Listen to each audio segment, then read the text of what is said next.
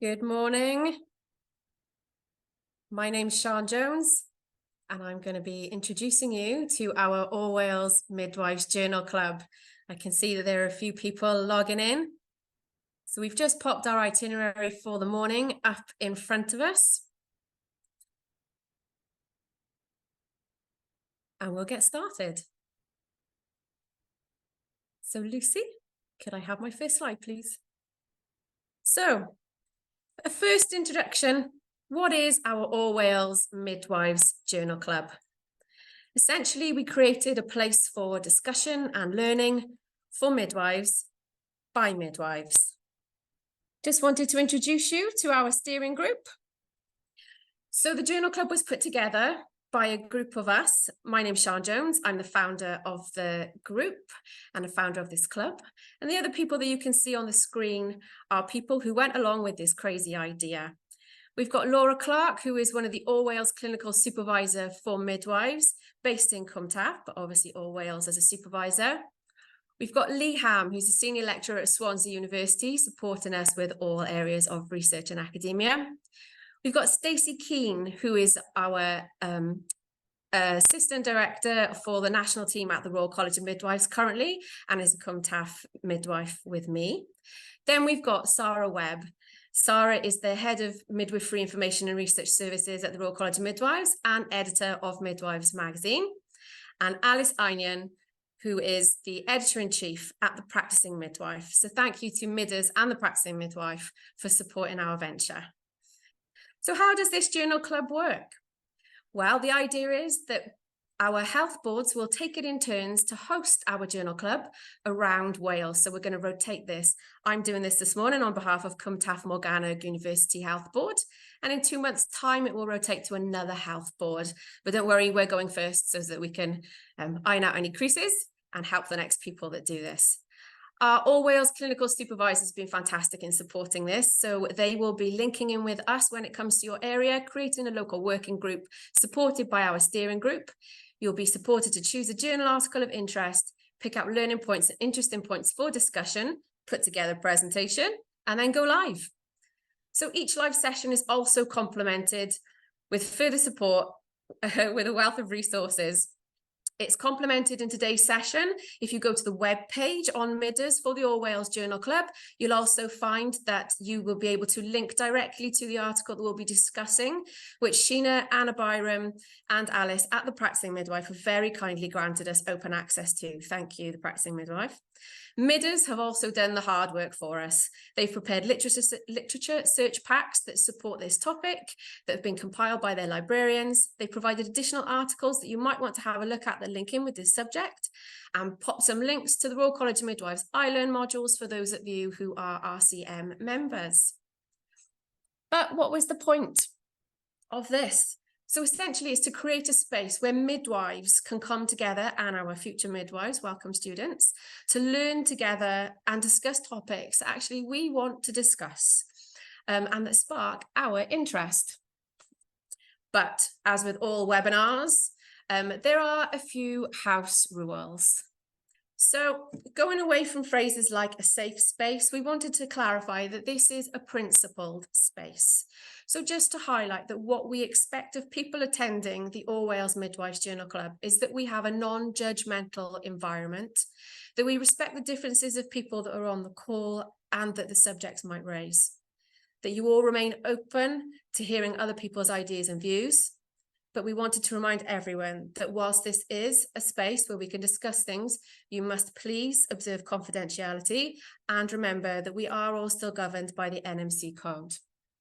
Our chat facility will be available. This is going to be moderated mildly. We don't want to shut anyone down. However, if people are found to be in breach of our principles in the chat, you will be approached by one of our moderators and kindly reminded of the principles. If the behaviour continues, you will be asked to leave. This is just to ensure that what we have is a space where everyone feels safe to participate in our conversation. Please remember, remain professional, respectful and kind. So we are aware today that our subject can be quite an emotive one, and can provoke certain emotions and memories in people. So we wanted to signpost you to some support. If you do feel like you need to talk to somebody or you would like some wellbeing support, please, if you're in the clinical area and you're affected by any of the things that we discuss, approach your clinical supervisor for midwives who can signpost you to local support and wellbeing. If you're in a university or academic setting, please approach your academic mentor or tutor who can also signpost you to support. And ultimately reach out for wellbeing support. We don't want to put a dampener on today's topics, but we know that it's quite a tough time in our areas at the moment. So we just want everyone to feel like you can participate and be supported. So without further ado, I will hand you over to Dr. Lucie Warren, our guest speaker for this morning, who can introduce herself and the subject. Thank you, Lucie. Thank you so much, Sian. I'm going to move on from that slide because I really don't like to be able to see my face at this point. So thank you. And thank you so much for inviting me to come and talk to you about our paper, Revisiting Resilience. So I feel really, really honoured to be here and to be part of this fantastic All Wales Journal Club. So thank you, Sian, and everyone for inviting me along. So my name's Lucie Warren. I'm a midwife. I'm the LME at Cardiff Uni and professional head. And I've worked with Professor Billy Hunter, this is a name many of you will probably know.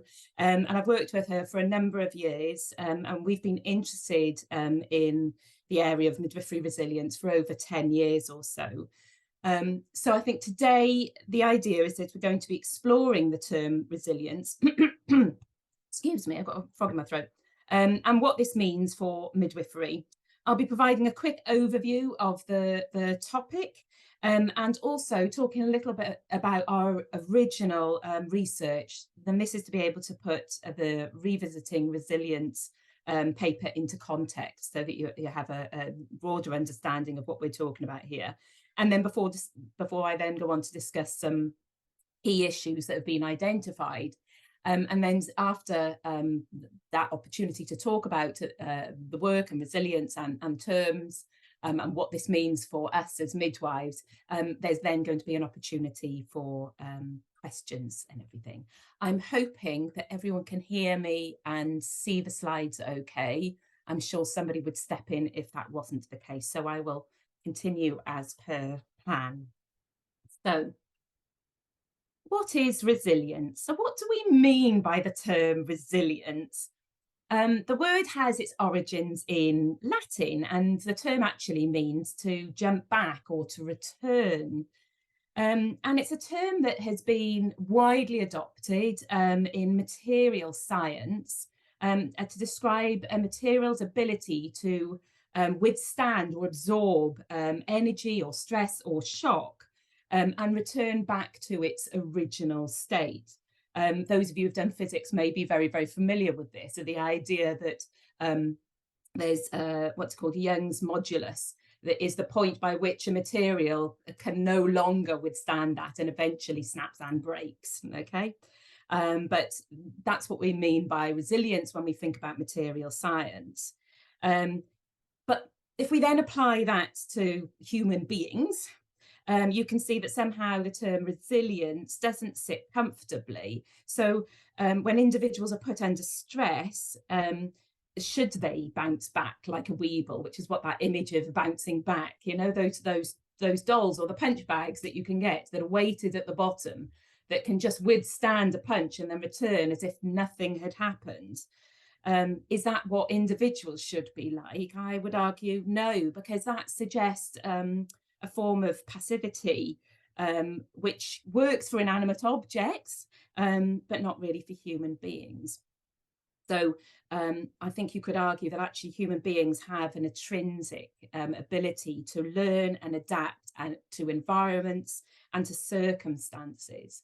So when we think about the term bouncing back in relation to resilience, I don't think that's a very, very accurate way to think of resilience. Resilience is often actually should be seen as, rather than bouncing back, it could be seen as bouncing on or bouncing forward, that indicates a kind of progression rather than a return to original state, like as if it doesn't really matter. So that idea of bouncing on, moving forwards, rather than just staying static, like as if the adversity you're experiencing does not impact and does not change who and how we are and how we respond. So I think probably a better definition of resilience is this one, which is the one that Professor Billy Hunter and I adopted for our work. And that is the consistent positive adaptation to adversity without residual significant psychological or physiological harm. So what do we mean by that? I think it's a bit like looking at this little seedling, this little plant going through the cracks. I think that's a much more better idea than a weeble. And actually it is about something that is able to grow against all the odds. This environment at first glance would seem to be a really adverse environment for this little seedling to grow, and yet it is growing. But will it continue to grow? How can it sustain this growth in this current environment with the adversity it finds itself in? I want to stress, if you are a gardener, you want your plants to grow well. And a good gardener will know that in order for the seedling to flourish, it must be provided with an environment that will enable that to happen. So if you fail to water that little seedling, or you fail to feed that seedling that hasn't got enough nutrients within the soil, then that little seedling will fail and die and will not flourish.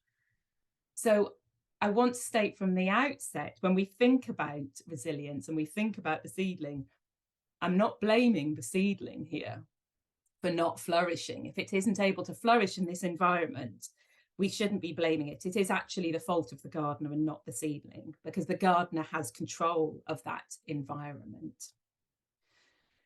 So when we think about this definition, obviously we've got the positive adaptation to adversity, and there needs to be growth, and we need to be proactive with things in the environment wherever we can. But also you cannot have resilience without having adversity. So these two things go hand in hand. You don't know how resilient you are going to be in general terms, be they from a personal level, be they an economical, sort of societal wide area of resilience, because resilience is a term that is used so often to mean all kinds of things: economic shocks, NHS as a whole, organisations being resilient, the environment being resilient around environmental crises that we find ourselves in. Yeah, so you can't have the resilience without recognising that adversity has to go hand in hand with it, because that is the only way to do it. So when we think about it from the midwifery perspective, so I've been speaking in rather general terms, talking about material sciences and in general terms of people. What about midwifery profession? Because after all, that is what we're here to talk about. So adversity in the midwifery profession is widely reported, and these are things that we all know oh too well. So we are aware that we have got an increased workload. So midwives are under increasing demands. There's more demands on our system than there have ever been. We have got a population that are having babies later with added complications, additional care needs that absolutely increase our workload. And you can speak to any midwife and they will know that actually we have got higher levels of induction of labour than we have ever had in the past. We've got higher level of caesarean sections than we have ever had in the past. And this is obviously increasing the workload of staff within the NHS. And because of that, because of this increased workload, what we find is that there are difficult working conditions. We find individuals are being expected to work longer hours. Quite often you will hear midwives will say, it's really difficult for me to take a break, or I didn't get a break till, sort of 9 hours into a 12-hour shift, if they are able to take a break. So this creates difficult working conditions, and that can lead to, increased workload, stretched too thin. If you're stretched too thin, it can lead to you feeling a little bit frustrated, a little bit difficult. You might be a bit shorter with each other than you might otherwise have been had things been in a better situation. So these are kind of the difficult working conditions. And obviously, if we are stretched too thin, if we take a postnatal ward, for example, if you are caring for a number of women and their babies, then you know what care you would like to give all those individual women, but perhaps you are stretched too thin to be able to do that. And so that inevitably means that there are complaints. It could be an antenatal ward. We know that we have many women who are waiting for an induction of labour, and they may be sat on the ward for a while before staff is available to transfer them up to labour ward to further their induction, for an ARM, etc. in Synto. So this obviously leads to complaints from women and their families. They feel that they aren't getting the level of care that they require. And obviously, all of these things add to stress and burnout in those midwives working on the shop floor. So with being stretched so thin, we are stressed. It's difficult for us to be managing on a day-to-day basis. We can feel really stressed after a difficult shift. And this is going to lead to burnout. And burnout, we know burnout is associated with compassion fatigue. So where actually our ability to be, if we're not able to do self-care, how can we provide care wider? So stress and burnout go hand in hand with this sort of really, really adverse working that we find ourselves working in. And when we've got stress and burnout, we know that high levels of continued amount of stress reduce our ability to fight infections, etc. So there's increased sickness, but there's also sicknesses as a result of poor mental health from stress. And this is going to lead to attrition, so people stepping away from the workplace for prolonged periods of time, or people who are actually choosing to leave the profession before they are ready to do so. And what does that do? Well, that means that there are less midwives available, and that increases the workload on those that are there, and so on and so forth. And so the cycle continues. So you can see from this, and these are all things, this isn't new stuff. This is stuff we know. This is stuff we absolutely recognise that is what's happening in the NHS at the moment. And for years, Prof Hunter has been at the forefront of research looking into emotions in midwifery, because we know that just the very nature of our job in midwifery means that we're dealing with high emotions, looking after women at times which are can be frightening for them, involves high amount of pain. It's mass transition, it's a life transition having a baby, and that's when things are all going well, when things perhaps go wrong, perhaps there's a loss, or the woman loses control in some way. That increases our emotion work. So we know that there is lots of emotions that make midwifery challenging as well, very specifically to midwifery. And so Prof Hunter has presented on emotions in midwifery all over the world, and it has been presenting around the adversities and the emotions and the difficulties. And one day after she presented at a conference, a midwife, someone came bounding up to her, excited to actually meet with Billy, as you would be. And she said, why do you focus on all the negatives all the time? And the difficulties and the challenges? Why don't you think about researching people like me who face those very same challenges, but who still have, although it's really difficult, and I recognise it's difficult, still love being a midwife. I'm still really proud of the fact that I'm a midwife and still get quite a lot out of being a midwife. And so that was what really sowed the seed with Billy to undertake some research. And so we were very fortunate to be able to secure funds from the Royal College of Midwives, and the RCM provided Billy with some funds, and I was brought in as a research associate onto this this research project with Prof Hunter. to be able to actually start exploring. So we wanted to have a little look at resilience. And I think all of the papers that I'm referring to, or anything that all the sources have all been linked within on the website and MIDAs. So they're all available for everyone to see. But the aim of our research project was to explore midwives' understanding and experience of resilience using like an online forum. And we wanted to recruit midwives. So this was a small exploratory qualitative study. It was a descriptive study, and it used an online forum to do this. Actually, it was the RCM online discussion board that we used, that we had a particular section of it that was private and confidential once we'd recruited people to be able to talk freely. We asked for participants who self-identified as being resilient. So they needed to have 15 years or more in midwifery practice, hands-on midwifery practice.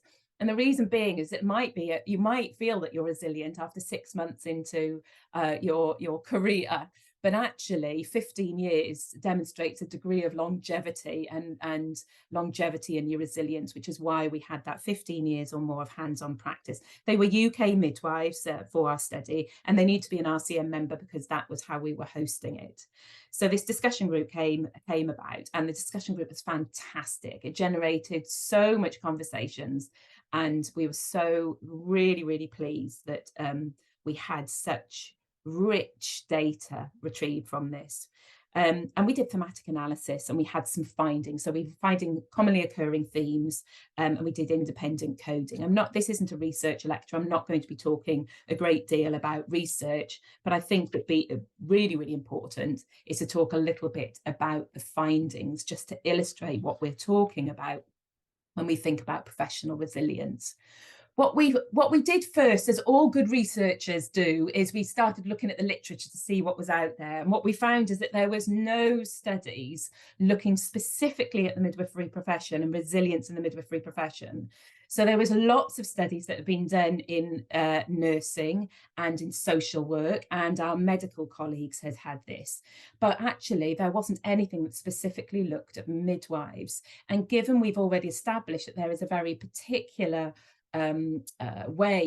factor involved in midwifery, which is that close relationship that we have with women and the high emotions around birth and childbirth and pregnancy and childbearing as a whole, it was recognised that actually maybe there'd be something that's more specific, that we can't necessarily apply what other professions do. So we looked at it, and there really wasn't anything, which is why we did this research. So the findings were, we had 4 main themes that we identified, and they have many sub-themes within this. And you can review the paper if you want to see the details of this. But my plan is to just look at each of these 4 themes and illustrate them with the quotes, because it kind of gives you a bit more context, and it helps you to understand what we mean by these themes. And they're in the words of the participants. And I think you'll see that actually the participants were very eloquent, really impressive individuals. Okay, so the first one relates to work conditions. So this is these are the challenges which we all know about, the challenges that you would expect to hear about, often related to the working environment and the stress thereof. So we've got 2 midwives here quoting. So midwife number 8 says, we often don't get meal breaks and end up staying late. And then midwife 1 says, closing the unit one shift, nearly closing the next, having to go into work in days off to do supervision stuff, and then another shift that nearly runs away with you. And I think that really kind of gives you a feel for just how busy and perhaps fraught some shifts are when they are really full on, and the work conditions are really quite challenging. So that kind of gives you an idea around those challenges. And these were what we expected to see. One thing that we found that was novel was this idea around critical moments. So the participants in our study identified that there were particular moments in time when midwives would particularly feel the adversity they experience more keenly than otherwise. And they were when newly qualified, so when you're new, so you go into the profession, and then you're brand new, you suddenly no longer have a practice supervisor sat by your shoulder just guiding you all the way. So newly qualified were critical moments when adversity would be felt. Also, following an adverse incident or poor outcome, so that maybe really knocked our confidence and perhaps shocked us a little bit. And also when those midwives felt that they were under investigation. So maybe following an adverse incident, that there was some investigations that were done to look to see actually what's the root cause analysis here, what's happened here, what could we have done differently? And the midwives would talk about feeling that they were under investigation. So the quote here to illustrate it is from midwife number 8. I was talking to 2 very newly qualified midwives after a very busy shift last night, and they both spoke about the high confidence that they had being senior 3rd-year students, only to lose it all when qualified. And I know this as an educator, I see this. So we can provide lots of mechanisms of support to build up the confidence and the sense of competence and proficiency of our midwives at the point of qualification. And they've got a really good support mechanism there available to them. And then they go into clinical practice and there is support out there, but perhaps it's not what they have been used to as a student midwife. And some organisations may be more supportive than others. Some individuals may be more supportive than others. So it's certainly something that we recognise. And I suspect if we've got any newly qualified, they may feel that in those first few months, and I certainly remember in the first few months after qualifying, feeling a little at sea, to say the least. So other challenges that were identified were around quality of care. And this is about actually when you are a midwife working on a busy unit, you know the care that you would aspire to give, you know the care that you should be giving to the women. When you stretch too thin, that there is a mismatch between these two elements, what you can give, what you can actually give, and what you would like to give. So the midwives in our study talked about this as being one of the challenges. So midwife 4 says it very eloquently here. So midwives come into the profession with high hopes and ideals, but sadly sometimes find themselves firefighting rather than giving the care they aspire to. And I suspect we've all had shifts where it feels a little bit like we are firefighting and not able to be providing the high level of care that we feel are women that we look after and the families we look after deserve. So that's that first theme, was around the challenges. The second theme is around managing and coping. So this is about the day-to-day reactive strategies that midwives would use and adopt to try and help them cope after a difficult shift or a difficult case or a difficult week. So one of these was that was identified by the participants was around gaining perspective. And it's that ability to take a step back and try and make sense of what's happening, to try and, because sometimes you're a little bit too close to the woods to see the trees. Yeah. So midwife number 3 says, what helps me is getting on the bus and the train after the shift and watching other people in their lives with their conversations and just emptying my brain or slowly pondering an event at work. And you can see this midwife is actually kind of going, okay, let's just think things through quietly in my own time, that ability to gain perspective after a hard day or hard shift. So another of the managing and coping sub-themes was around social support and the need to actually find somebody that you can get some support from to talk things through and perhaps to make sense of as well. So in this one, we have got 2 midwives quotes here. So and lots, in fact, all of the midwives talked about the need for social support. This was widely acknowledged across all the participants. And I think it's something that resonates with all of us. I think we can all relate to this. So midwife number 10 says, it's good to talk over a particular issue with one or two trusted colleagues to establish one's position and next step or response. And I like this because she's used the term trusted colleagues. So you know there are people that you can go to that you feel safe with, and that's the social support that you're going to be choosing to approach. And it indicates as well, what she isn't saying there is that there may be people who you don't necessarily feel safe in, that there aren't the trusted colleagues in the same way. And then midwife number 5 says, I need to debrief for 2 to 3 minutes with my husband. Sometimes that happens as soon as I get home. He nods and quietly lets me blow off steam. He sounds like the most ideal husband I could possibly imagine, just nodding and quietly letting blow off steam.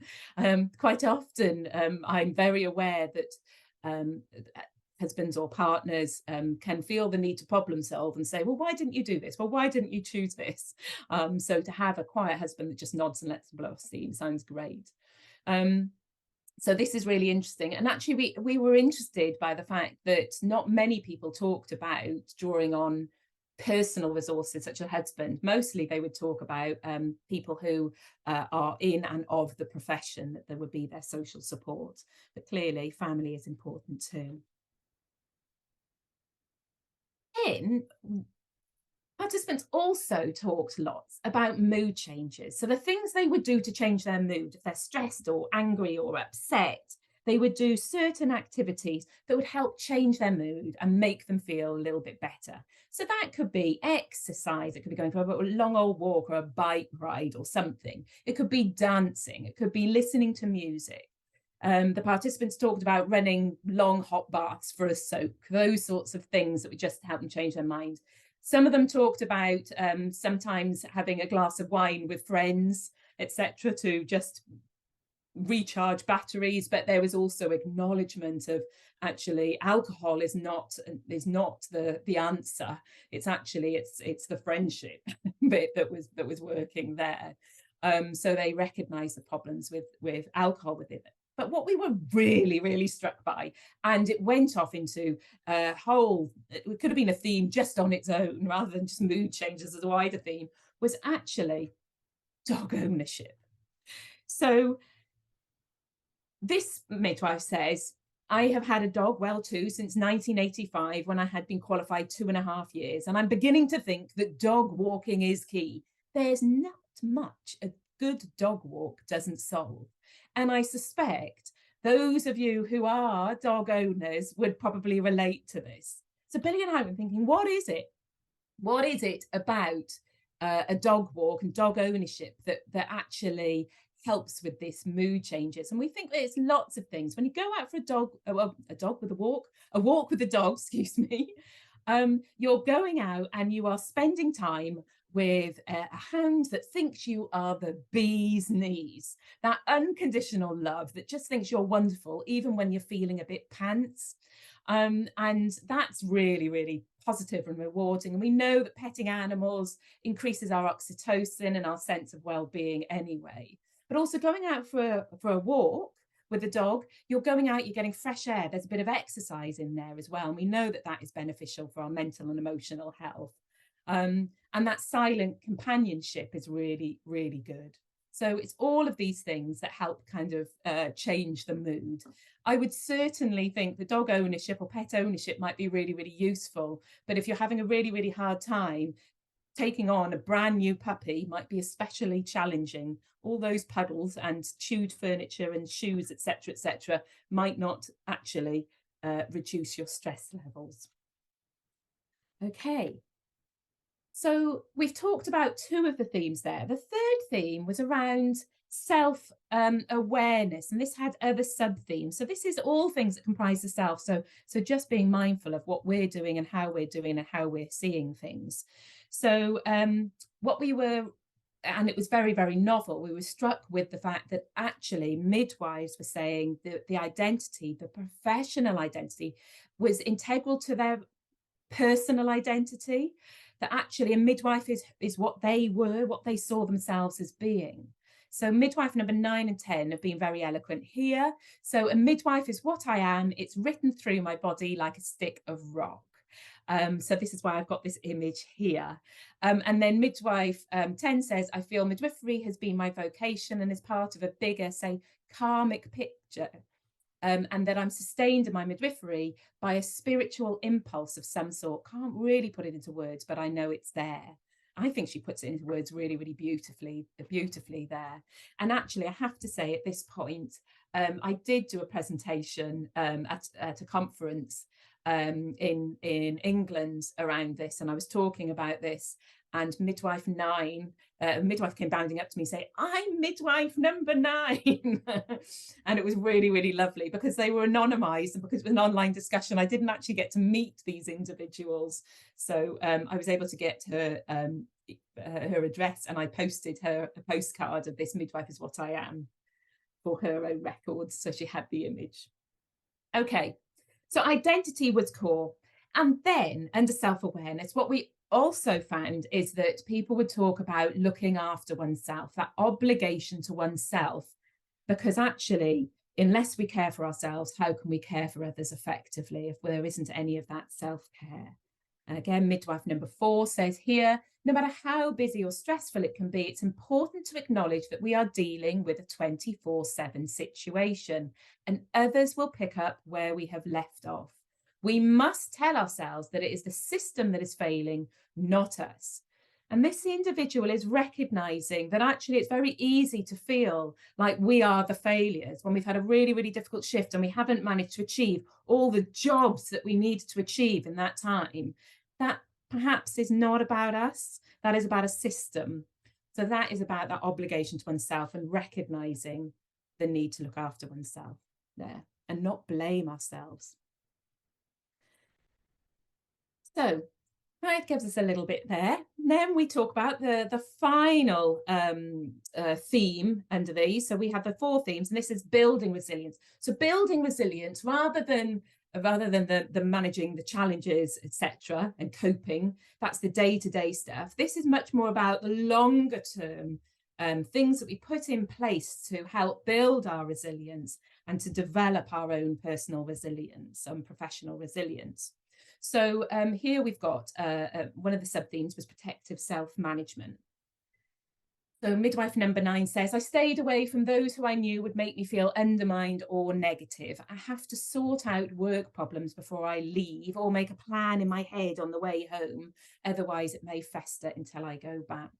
So this is actually going, okay, I've got these things, I know what I need to do, and I know the people I need to avoid because they're going to actually bring me down, and then that's not helpful. So this is actually that being a bit more proactive about what you can do to protect yourself. And then we've got learning and investment under this building resilience. And this is actually about the things we actively do that help build our resilience. And I just want to use this quote from midwife number 1 here. So we talked, some of the participants that we were having the discussion with talked about where they had a really, really difficult case or really awful case. They didn't talk about the actual case themselves. They talked about their emotions and their responses and how others responded to them. So we don't know what the different adversities or the difficult cases or whatever it might be has happened, but we know how they managed it. So midwife 1 says, I never thought I would have coped, but I did, and bounced back I have. Learned resilience. How? I don't know if it was that, or I just found an inner strength I never knew I had.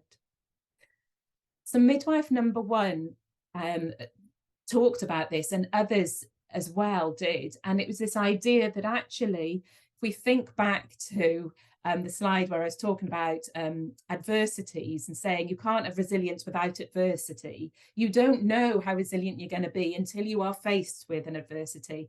And there was a clear indication that there was almost an inoculation effect, that actually having had a really difficult case and coming out the other side of it was very beneficial for individuals to actually go, well, if I've come out the other side, if I coped with that, then actually I can cope with anything. And we know that. I mean, that's quite human nature. We see that in women, don't we? When they've had their baby, and that immediate aftermath, that glow, and they just go, I did it. And they feel like they can take on the world, and they need to, because new motherhood is taking on the world and then some. So it's that, yes, that sense of achievement, having done it, having gotten out the other side, was actually beneficial, because then when they were faced with something challenging and difficult, they could draw on their experience from previously, that inoculation effect, as I said. And then we also had another of the sub-themes under building resilience was around facilitating empowerment. So this is all about how we help others to develop their resilience and facilitate their empowerment. And we've got here a quote from midwife number 4, who just sounds an absolute dream, and I would love to work with this midwife. So she says, we must support and empower our younger colleagues so that they will be not frustrated by the realities of working in the NHS. The simplest things can empower them and make them feel good about themselves. That will surely help them become more resilient. How many times do we make a point of telling them that they have done well? Specific and sincere, you will see them growing. And you can see actually this midwife feels very, very strongly that we have this gift within ourselves to help build others around us. And perhaps the ones that we need to be investing in this sort of way are those that we already know of as being sort of critical time points. So the newly qualified midwives, those that have experienced a really difficult case or several difficult cases, and perhaps those that feel like they're being under investigation for something. We need to be thinking about actually how we build those individuals to help them and get them through those difficult times.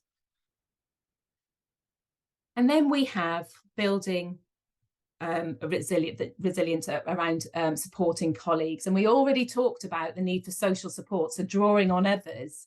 This is actually the other side of that. This is the ability to support others.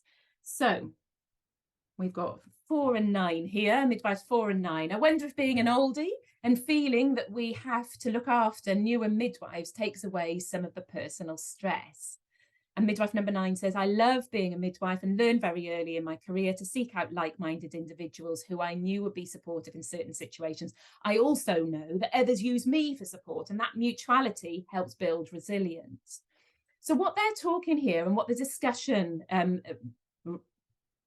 covered and looked at, was actually that reciprocity, that in supporting others, it actually helped build individual resilience. It wasn't just being a selfless act, although it is to support your colleagues, but actually in supporting them, in finding that you're able to help and guide them when they're having a difficult time, it actually helped build their own personal resilience. So this is a really interesting one, and I feel it's really, really pertinent. So that is a kind of whistle-stop tour of what our resilience research was looking for, and it gives you a bit of context as to what we were looking at and our discussions for today. I think what's really interesting is that we were asked by Sue Down and Sheila Byram to write a chapter for their book for Raw Behind the Silence. And some of you may have read it. So it's a really great book, not just because Billy and I have got a chapter in it, but actually it's a really, really good book anyway. And I thoroughly recommend getting a copy, even if it's, you can get it secondhand quite cheaply, I'm sure, on Amazon, etc., a used copy. But they approached us to write a chapter, and they said, can you just write a chapter? And do you think you can just do a little kind of toolkit or something to help people with resilience? Billy and I were a little bit, oh gosh, a toolkit. Oh, I'm not sure about that. But what we decided, and mostly because we really liked the alliteration here, is to create a resilient repertoire. And this is drawing on the evidence that we had from the findings from our study to say, this is what some midwives have found helpful, and they've said that they feel resilient and they found this helpful in their day-to-day, and this might be helpful for you too. So it's evidence-based, but it doesn't necessarily mean it's going to work for everyone, and any of them, some of them might work, some of them might not.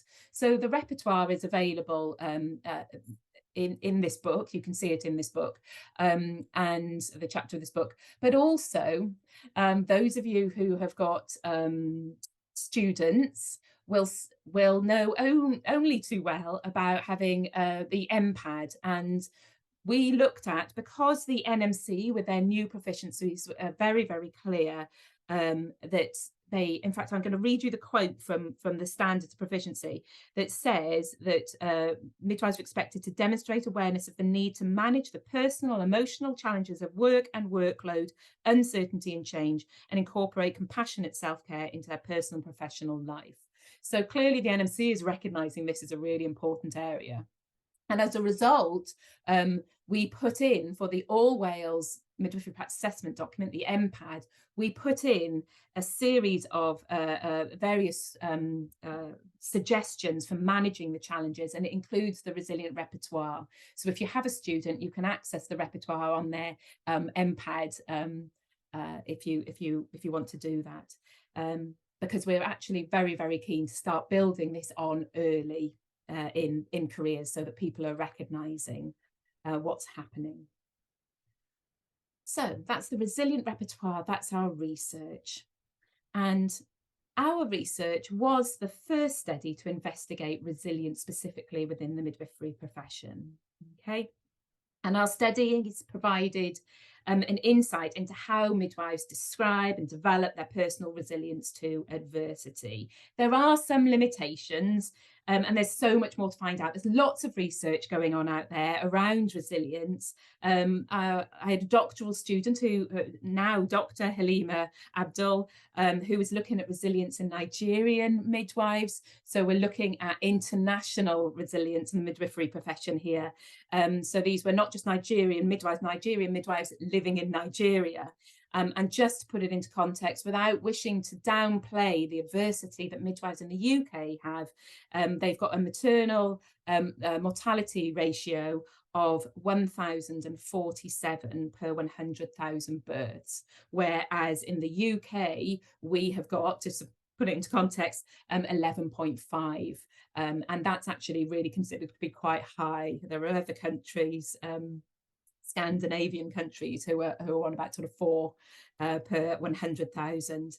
So we've got high levels of maternal mortality and neonatal mortality as well. It's really the environment that those midwives are working with is exceptionally challenging. So she's published some research on that, and at the end of these slides there's a terminal reference list, and you can see her publications there.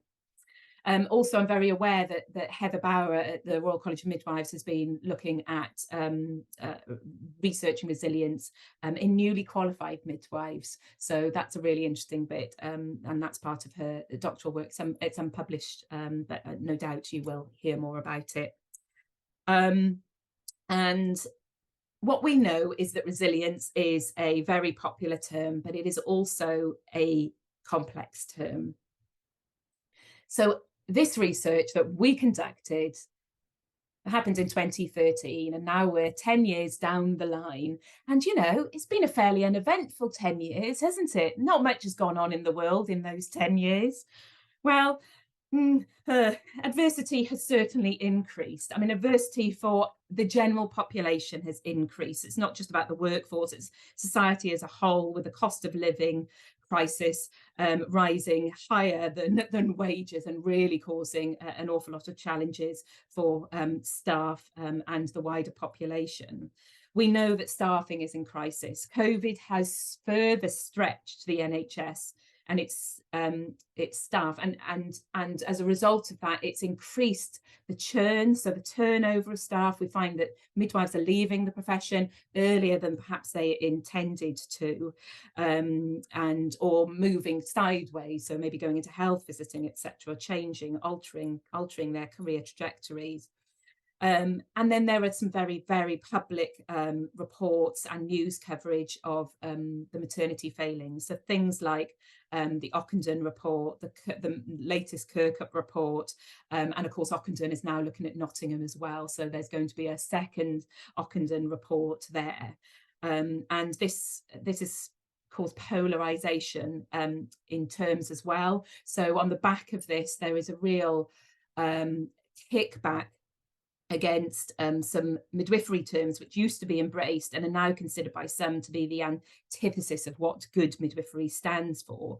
And when I'm talking about that, I'm talking about the promotion of physiology and labour and birth that's been hijacked by some in the press and some very vocal individuals to mean the dangerous and unsafe idea of normal birth at any cost, which I would argue is absolutely not what midwifery is about. And I don't think there'd be a midwife that would say, yes, normality at all costs. That certainly isn't how midwives view physiology, where we do get to see it.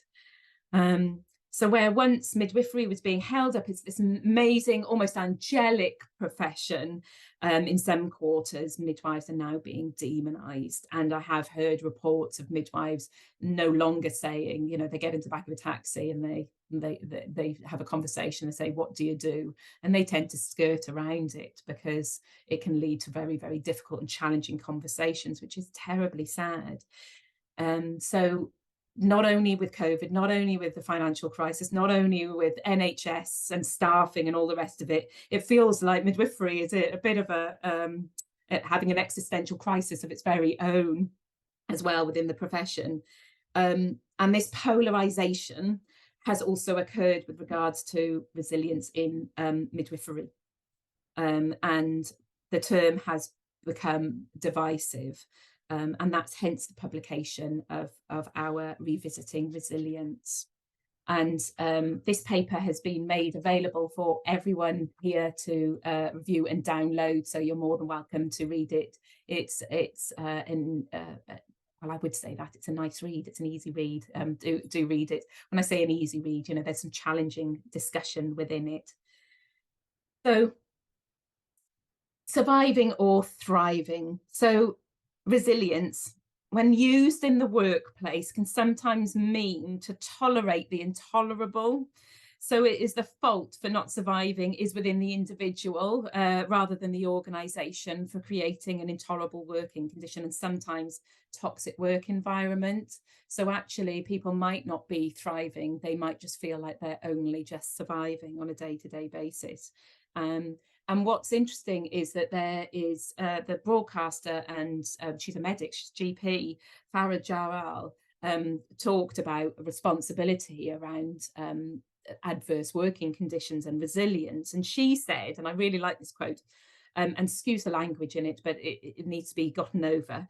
What's the difference between resilience and don't let the bastards get you down? Well, the difference, she said, was that the latter places the problem unequivocally with the bastards, where the former locates the problem with you. And you can see that that's a little bit challenging, isn't it? And that is around actually whose responsibility is this? It kind of in support of this notion, we noted that the term was very frequently misappropriated. So Billy and I were struck with how often when we were going and presenting or being asked to present resilience to various NHS trusts across England, they would ask us, managers would alarmingly ask us to, can we do a workshop? Can we do resilience training, please?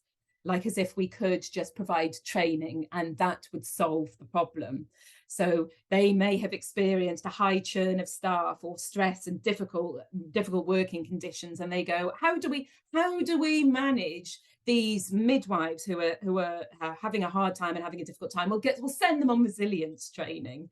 And actually, that's in the absence of proactively addressing the adversity in the workplace and ignoring systemic failings, it's never going to work. You can't do that. Resilience training is not going to solve the problem. It needs to take into account actually there is an organisational responsibility to ensure that systems and the environment in which midwives work is more beneficial. So we were very keen, and actually, I'm just going to say about this. I was at a conference talking to a midwife in line with food, and she didn't know who I was. So we were just talking and waiting for the food to come along, and she said, "Oh, resilience! I bloody hate that word," and ranted to me for the whole length of time of the conversation in the queue.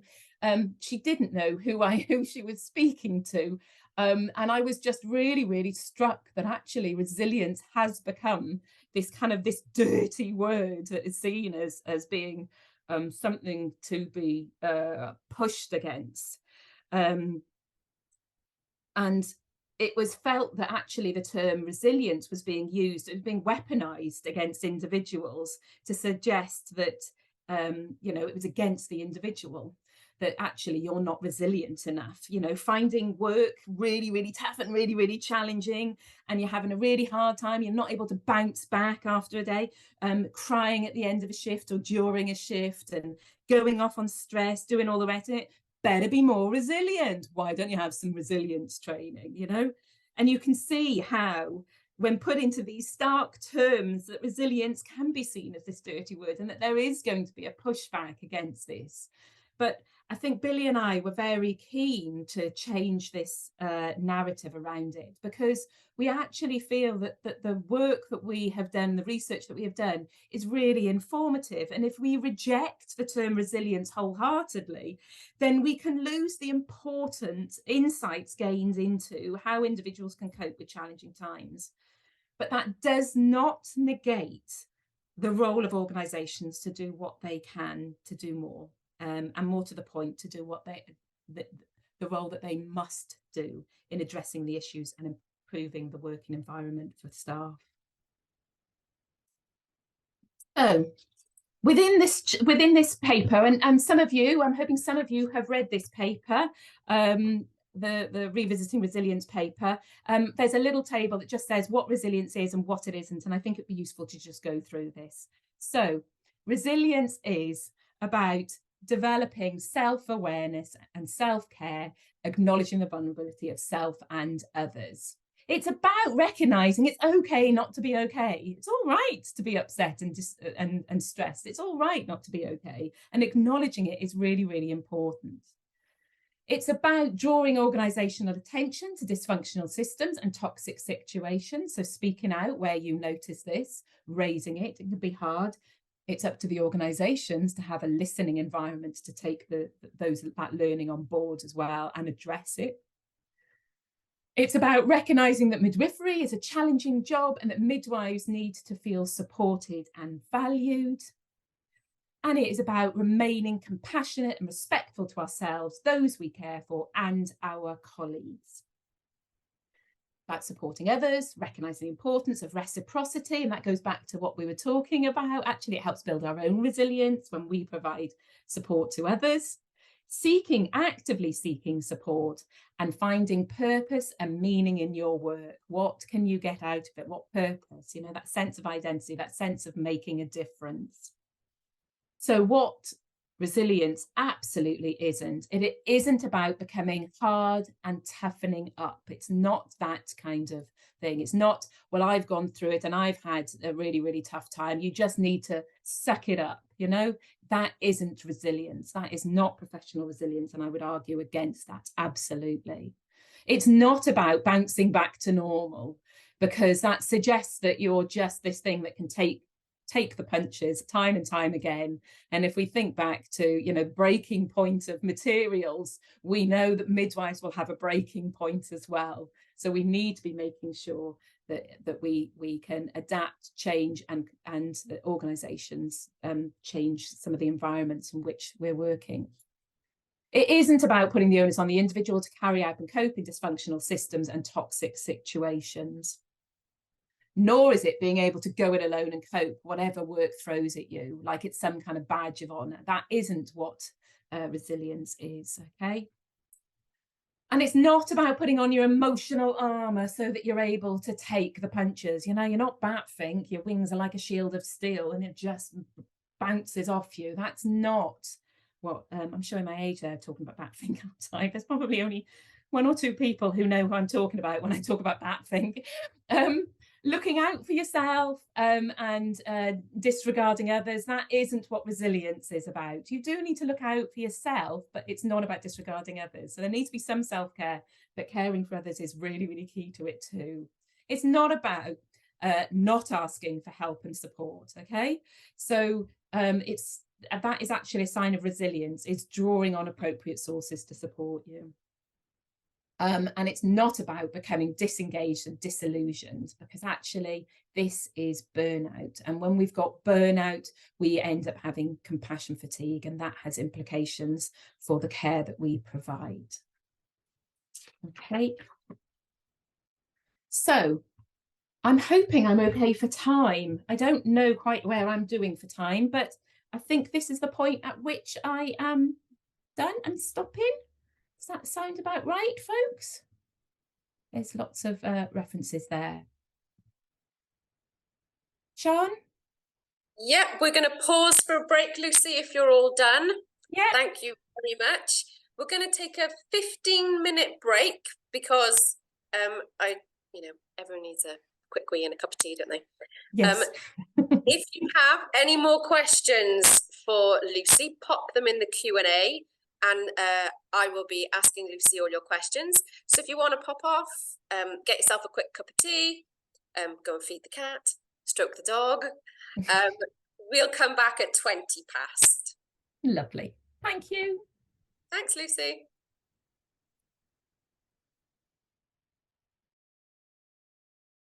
Hydrating.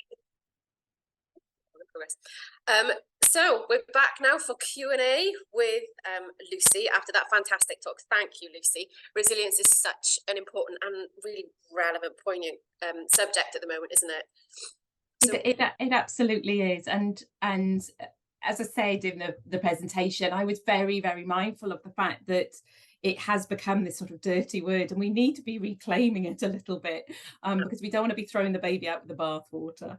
Absolutely. Lovely, thank you. Thank you very much for your time, Lucy. As always, a fantastic presentation and really, really pertinent topic. Thank you so much. It's been a really, really interesting conversation, and I hope people have got some takeaways from this that they can feel and maybe recognise that, you know, resilience. There are things that we have within our control that we might need to be drawing on, and the stuff that is without our control, we need to be shouting about and asking other people to help us with. Absolutely. So thank you very much, Lucy. As we said in the introduction, the next journal club will be in 2 months' time in December. We will be approaching our hosting health board for their topic and supporting you to put it together. Whilst we have had this amazing presentation by Lucy on this subject, we don't want anyone to feel like what you have to do is go and find a doctor or midwifery to do your presentation. This is for midwives who are interested in the subject, want to talk about something, have found an article and want to discuss the learning aspect in it. So if you want to surf around the Midas site, surf around the Practising Midwife site, I'm not being paid by either to advertise them, rummage through your university vaults and reach out to your clinical supervisors to start having conversations about subjects that you might want us to cover in the Wales Journal Club. That would be fantastic. So this is our very, very first launch of the Journal Club. Whilst I've been having quite a lot of technical difficulty myself, I feel that everything else seemed to be okay.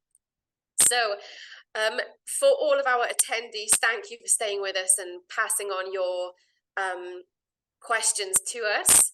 All attendees will now receive an email which will contain a survey, just a quick survey. We know no one likes to answer 20 questions. That's what Lucy was here for. Oh, my computer is about to restart. Don't do it now. Honestly, the technical difficulties I've had today, I'm going to need a very large glass of wine after this. Yes, Lucy was here to answer the questions. So you'll all receive an email with a survey on it, just a little bit of feedback and some information that we're looking for, so that we can progress the journal club and make it what the midwives in Wales want from it.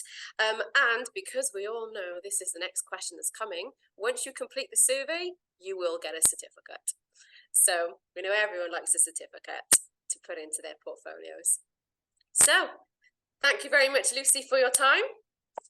Thank you. Thank you. It's been an absolute joy. I feel very, very honoured to be here for the first All Wales Midwifery Journal Club. So thank you. Thank you very much for coming. Thank you, everyone.